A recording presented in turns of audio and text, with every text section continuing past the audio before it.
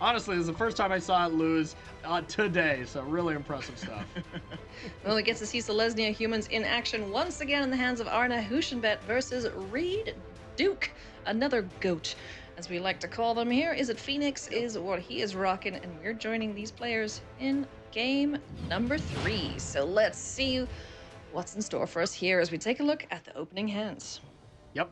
Absolutely, and we're looking at these records, 8-5, nothing too amazing, but in this field, of course, nothing to slouch at with so many goats that started this tournament. But the main thing we're looking at here is Reid Duke is sitting very well in that World Championship leader race, so every match still matters very much for Reid, and you know how much he always wants to just be able to compete in the World Championship. It's always his dream. Yeah, for a lot of players, like you just look at the answers, what does it mean to play in these sorts of tournaments? And it's playing against the best players in the world because, that's the measuring stick. You want to know how good you are compared to the best in the game. And, it just makes you a better player competing against players of that caliber.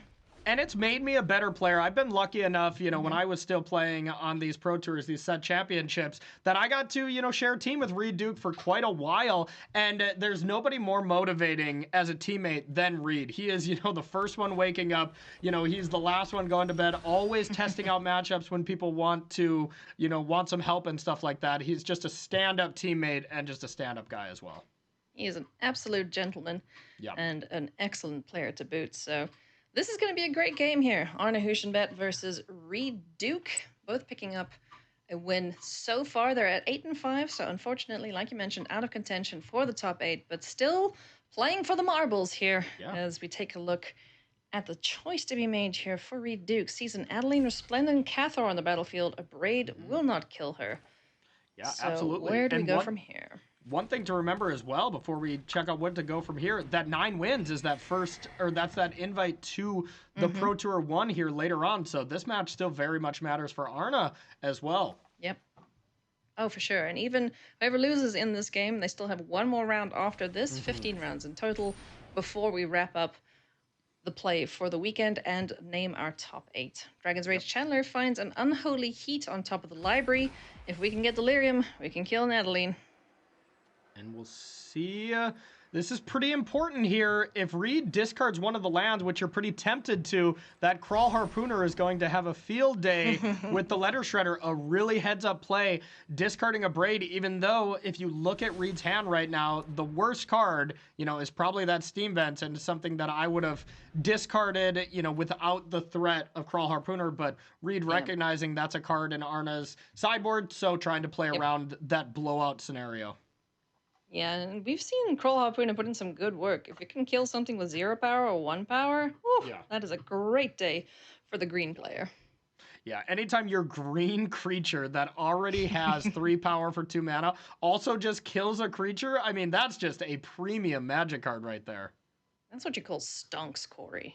Stonks, yes. Stonks. I wouldn't call it that, but yeah, sure. You definitely could. Could. Probably shouldn't, but Arne has an answer for the Pesky Pigeon in hand, though, besides the Crawl Harpooner in Skyclave Apparition, so that'll clean that up nicely. Adeline is going to get swinging. She becomes a 3/4 along with a little token that she makes, and Dragon's Rage Chandler is not interested in blocking at all. Ox of Agonis is a nice find here. Yep, decent find, but the pressure is really on this turn for Reid to get Delirious and be able to deal with Adeline. So you see we don't have a land in graveyard, and that was another cost to discarding a spell with Ledger Shredder. It doesn't help for Delirium. Ledger Shredder, I believe, adds a 3rd type, and now if we can consider a land into the graveyard, oh no, it's another creature. Maybe you have to pick that one. And no, you can't even go Ledger Shredder into Unholy Heat because that would be the 3rd spell. Yeah. Unfortunately, Ledger Shredder doesn't count itself as a 2nd spell when it comes down. Yeah. So, and also, if he plays that, it's just going to get harpooned.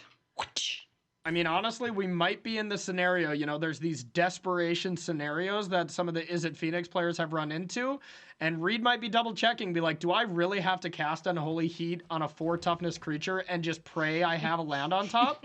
And honestly, like, what else is Reid doing to get out of this game? I think you might have to gamble, even though those plays feel so bad, because if you miss, and the odds are you will miss, you know, statistically, that, you know, it just feels so terrible. But if Adeline connects a few more times, makes a couple more tokens, you're just dead already. mean, statistically, according to Riley, it's 50-50. Good. How foolish of me. How foolish of me. Of course, it's 50-50. I like those odds, to be honest. Spin it. Yeah, you got to go for it, you know. Just YOLO, see what happens, because otherwise, Adeline, she's going to get a little bit too unruly. Simon is really good at coin flips then. You know, 50-50 to hit 2 creatures off company. He's just been doing it over and over. Brawlhawk Bruno's going to hit the battlefield here. Take care of this Ledger Shredder. Also pumps up the Adeline, but in response, the Unholy Heat's going for the safe option here to keep this Ledger Shredder alive. Well, let's see if it would have been on top. Reid's gonna. Oh no! You know, if he loses this. Bad. Yeah, you know, if he loses this game, he's gonna look back, be like, "Did I just have to go for it?" But you know, it's such a rough play to make because if you miss, you're done. The game's over. Yeah. But you know what? This kind of works out because even with that, we now have a 3/3 Dragon's Rage Channeler along with a 1/3 Shredder, which can easily kill the Adeline. Unless there's a Thalia's Lieutenant that gets cast.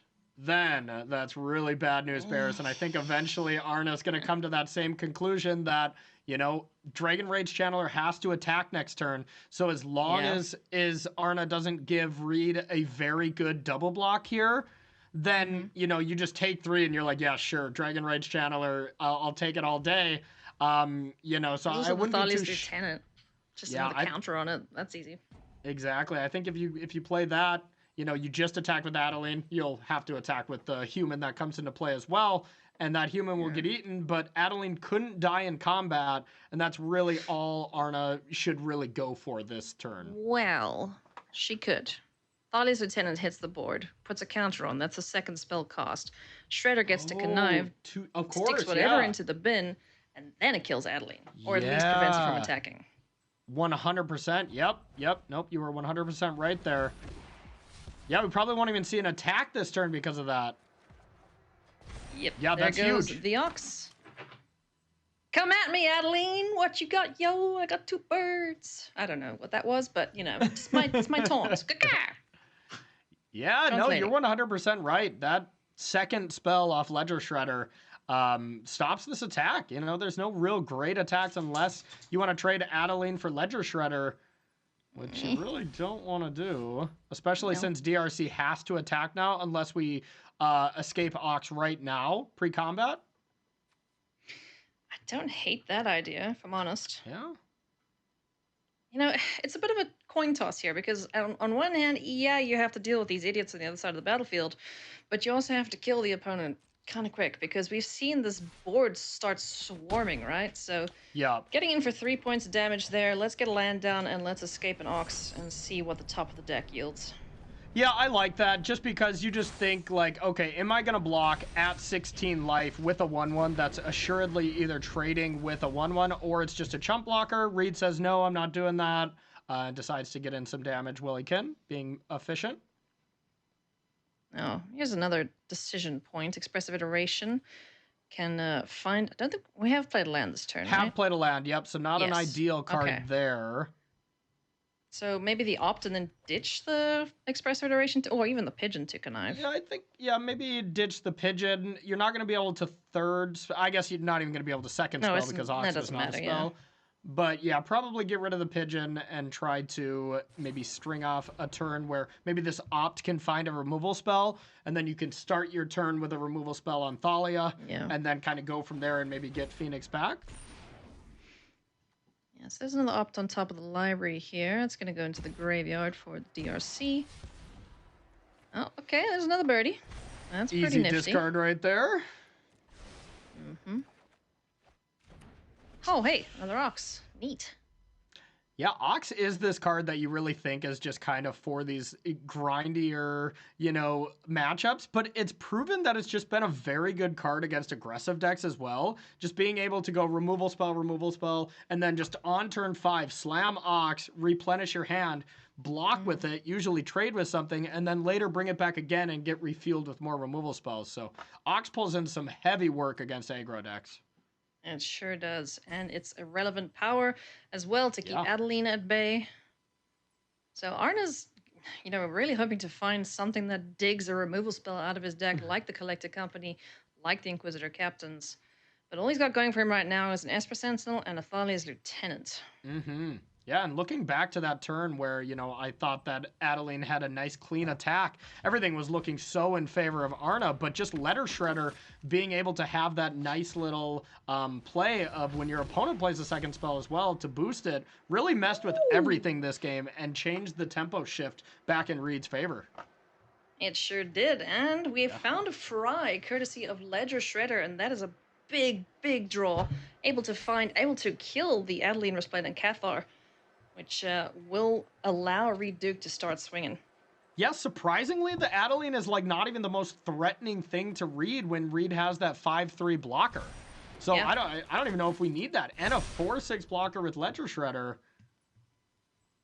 Yeah, this is looking kind of rough for Arne here. Yeah, these birds are getting very large indeed. Not going to swing. Stormcarved Coast is the draw here. Fry can take care of either Adeline or the Thalia to try and string together some combination of spells that allow these birds to come back. I don't know if we're going to see it, but I know I want to see it, and I know all of chat wants to see Fry on Thalia, Expressive Iteration, and you need to find 1/1 drop, and then you can bring back all these Phoenixes. You also get the DRC Surveil off both of those, and you get a Letter Shredder activation, so you get to see a lot of cards to find any 1-drop. We'll see if Reid wants to just play a little bit more conservatively with this line. Yep. Dang it. I wanted to see it. Chat wanted to see it. You wanted to see it. But, it's Reid Duke. Come on. Hall of Famer. He's not going to go for it. He's not going to make the flashy play. He's going to make the correct play. Yeah, Reid's not distracted. Another Lieutenant? Yeah, that was big. Yeah, Reid isn't too distracted with the flashy plays. He focuses on the best play, no matter what. Oh, yeah. Always go for the best line available to you. Thalia's Lieutenant, the only thing that Huschenbeth can do right now, he doesn't have to worry about any board wipes or sweepers or anything like that. So he just has to try and figure out a way to deal with this bird or kill Reid Duke before it becomes a problem. And now this is probably going to force Reid's hand because now Adeline becomes a little scary. That 6 toughness is pretty big. So normally Fry for Thalia, seemed like it was definitely at least in the conversation as something he wanted to do. Now Adeline is back in the conversation of wanting to Fry that. Yeah, I'm kind of on the kill Adeline train here because Thalia's Lieutenants, they get buffed with every new creature that enters the battlefield, so they become another problem if Adeline sticks around. Exactly. The Thalia Lieutenants are going to get quite large. So, yeah, I think I'm with you as well. I think Fry has to happen on Adeline, since Fry is only dealing 5 damage. We'll see if Reid agrees. Does not. Okay. All right, Adeline. Adeline can also take care of Ledger Shredder and Ox in one fell swoop. So something has to die here, I think. Or we're just going to go for the kill next turn with the pigeons, but I don't know if he's got enough power at this point. I think Reid is trying to pseudo-trap Arne here into some really aggressive attack where Reid can go to a very low life total, fry away Thalia to be able to clear the way and allow a bunch of spells to happen and try to win with a gigantic turn. We'll see how that plays out, but maybe that's what Reid's going for here with letting Adeline get to 6 toughness.